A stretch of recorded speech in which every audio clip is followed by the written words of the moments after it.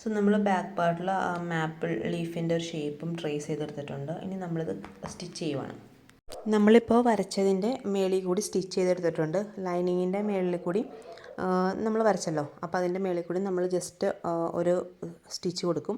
അതിനുശേഷം നമ്മൾ എന്താ ചെയ്യേണ്ടതെന്ന് വെച്ചിട്ടുണ്ടെങ്കിൽ ഇത് നമ്മൾ കട്ട് ചെയ്ത് കളയും. ഇതിൻ്റെ ഉള്ളിലത്തെ ഈ പോർഷൻ നമ്മൾ കട്ട് ചെയ്തതിന് ശേഷം ഈ തുണി അതിൻ്റെ ഉള്ളിൽ കൂടി അടിച്ച് മറിച്ചെടുക്കും. ഇതാണിപ്പോൾ കട്ട് ചെയ്ത പോർഷൻ.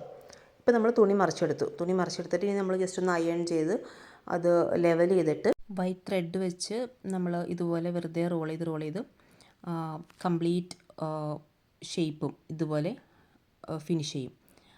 ഇതിന് ശേഷമാണ് പിന്നെ ഞാൻ ബീഡ് വർക്ക് ചെയ്തത്. ഇത് നമ്മുടെ സ്ലീവ്സിലാണ്. സ്ലീവ്സിൽ ചെയ്തിരിക്കുന്നത് ജസ്റ്റ് ബാക്ക് സ്റ്റിച്ചാണ്. ബാക്ക് സ്റ്റിച്ചും കുറച്ച് ബീഡ്സും വെച്ചിട്ടുണ്ട്. ഇതാണ് നമ്മളുടെ ബാക്ക് പാർട്ട് വരുന്നത്. സോ ത്രെഡ് വർക്കിന് ശേഷം നമ്മൾ ബീഡ് അറ്റാച്ച് ചെയ്തിട്ടുണ്ട്. Thank you.